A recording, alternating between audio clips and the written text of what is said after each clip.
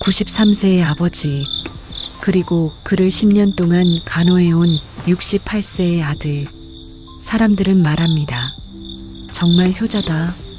저런 아들은 드물다. 하지만 아무도 묻지 않았습니다. 그 효자가 얼마나 무너져가고 있었는지를. 김만수는 93세 노인입니다. 젊은 시절 그는 가족을 위해 자신의 인생을 거의 모두 바쳤습니다. 새벽같이 나가 밤늦게 돌아오면서도 불평 한마디 하지 않았고 집에서는 늘 웃는 얼굴이었습니다. 화를 내는 법도 가족에게 거친 말을 하는 법도 없었습니다. 얼굴에는 세월이 만든 깊은 주름이 가득하지만 웃을 때만큼은 누구나 참 착한 사람이라고 말하곤 했습니다. 아내 이블레는 88. 어린 나이에 시집와 남편과 함께 가난을 견뎠습니다. 젊어서부터 고생이 많아 허리는 깊게 굽었고 이제는 혼자서 일상생활을 하기조차 버거운 상태입니다. 기억력도 체력도 많이 약해졌지만 말투와 눈빛에는 여전히 따뜻함이 남아 있습니다. 두 사람은 평생 큰 다툼 없이 서로를 의지하며 살아왔습니다. 이 부부의 외아들 김성호는 68살입니다. 넉넉하진 않았지만 사랑만큼은 부족함 없이 자랐습니다. 그는 부모를 존경했고 효도는 당연한 일이라 여겼습니다.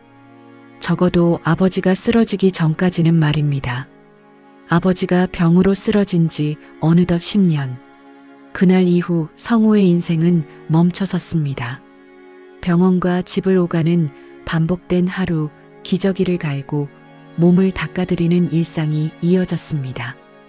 밤에는 혹시 숨이 멎지는 않을까 귀를 세운 채 잠을 설쳤습니다.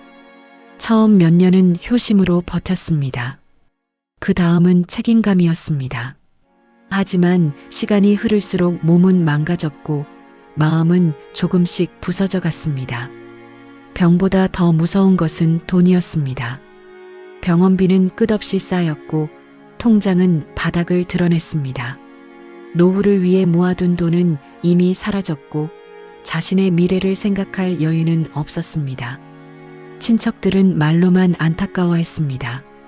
대단하다, 정말 효자다라는 말들이 쏟아졌지만 그 말들은 어느 순간부터 칭찬이 아니라 족쇄처럼 느껴졌습니다.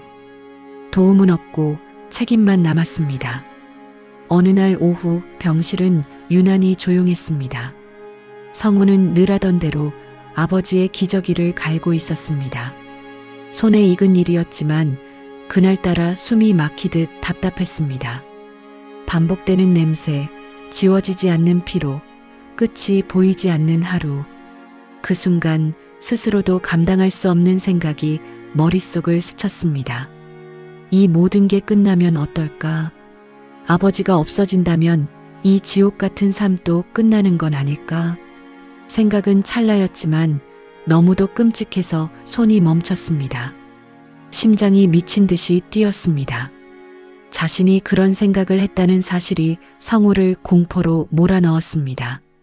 바로 그때 침대에 누워있던 아버지가 천천히 눈을 떴습니다. 놀란 눈으로 아들을 바라봅니다. 하지만 그 시선에는 두려움보다 모든 것을 알고 있다는 듯한 이해가 담겨 있었습니다. 아버지는 소리치지 않았습니다. 저항하지도 않았습니다. 대신 떨리는 손으로 아들의 손을 붙잡았습니다. 그리고 조용히 말했습니다. 그동안 많이 힘들었지. 그 한마디에 성호는 완전히 무너졌습니다. 버티고 있던 모든 것이 한순간에 쏟아져 내렸습니다. 그는 바닥에 주저앉아 울부짖었습니다. 도망치고 싶었던 마음, 부모를 원망했던 순간, 효자라는 이름 뒤에 숨겨왔던 자신의 추악한 생각까지 모두 토해냈습니다. 그리고 고개를 숙여 사죄했습니다. 아버지는 말없이 아들의 등을 토닥였습니다. 그리고 조용히 말했습니다. 부모는 말이다. 자식이 살아만 있어도 고마운 거다. 그날 이후 성호는 처음으로 도움을 받기 시작했습니다. 상담을 받고 주변의 손을 잡았습니다. 병은 여전했고 돈 문제도 끝나지 않았습니다.